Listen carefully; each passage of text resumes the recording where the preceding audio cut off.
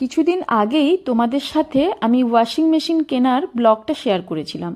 আর আজ সেই washing machine বাড়িতে ডেলিভারি হওয়ার পর কিভাবে আমরা প্রপারলি সেট আপ করার পর ইউজ করেছিলাম সেই পুরো ব্লগটাই শেয়ার করব। তো চলো ভিডিওটা অবশ্যই প্রথম থেকে শেষ অবধি দেখো। আমি আগেই তোমাদের জানিয়েছিলাম যে এই ওয়াশিং মেশিনটা আমরা রিলায়েন্স ডিজিটালের শোরুমে অর্ডার করেছিলাম। তো অর্ডার দেওয়ার দুদিন পরে তারা বাড়িতে এসে ডেলিভারি দিয়ে যায়। যেদিন আমরা প্রোডাক্ট ডেলিভারি পেয়েছিলাম সেই দিন বিকেলবেলাতেই কোম্পানি থেকে এজেন্ট এসেছিল আমাদের ডেমো দিয়ে সব কিছু বোঝানোর জন্য কিভাবে এটাকে প্রপারলি সেট আপ করা যায়। তো যাই হোক, এই যে দেখো শুভময় এখানে এটা আনপ্যাক করছিল আর আমি শ্যুট করছিলাম। অর্ডারটা ডেলিভারি দিয়ে যাওয়ার পর আমরা তো নিজেদেরকে আটকে রাখতেই পারছিলাম না, তাই শুভময় আগের থেকেই সেটা আনপ্যাক করে নিয়েছিল।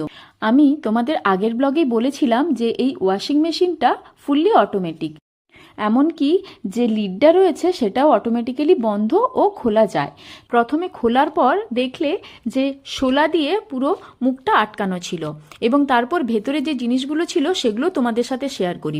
ভেতরে ছিল জামাকাপড় কাচার জন্য সাবান গুঁড়ো আর সাথে একটা পাইপ। কথা বলতে বলতে দেখো যে এজেন্ট দাদাটা ছিলেন উনি চলে এসেছিলেন।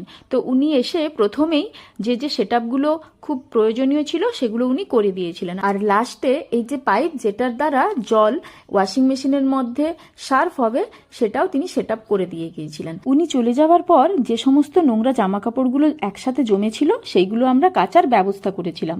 আসলে এই ওয়াশিং মেশিনে বিভিন্নভাবে জামা কাপড় কাচা যায়। একটা নর্মাল ওয়াশ থাকে, একটা হার্ড ওয়াশ থাকে বা স্ট্রং ওয়াশ, এরকম আরো অনেক অপশন রয়েছে। শাড়ি আলাদাভাবে কাচা যায়, জিন্স আলাদাভাবে কাচা যায়, এবং যে ডেলি ওয়্যার ইউজ রয়েছে সেই জামা কাপড়গুলো আলাদাভাবে কাচা যায়। তো এখানে আমি সবকিছুই মিশিয়ে কেচেছিলাম, তাই নর্মাল ওয়াশই দিয়েছিলাম অপশনে।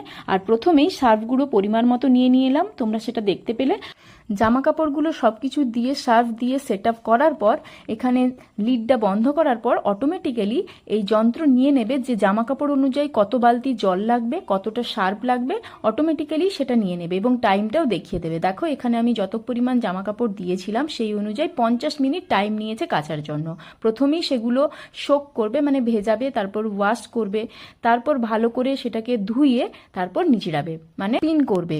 তো যাই হোক, আজকের ব্লগটা এই পর্যন্তই। যদি ভালো লেগে থাকে তাহলে অবশ্যই কমেন্ট করে জানিও আর শেয়ার করে দিও। আর জামা কাপড়গুলো কাচার পর আমি শ্যুটটা নিতে একদম ভুলে গেছি।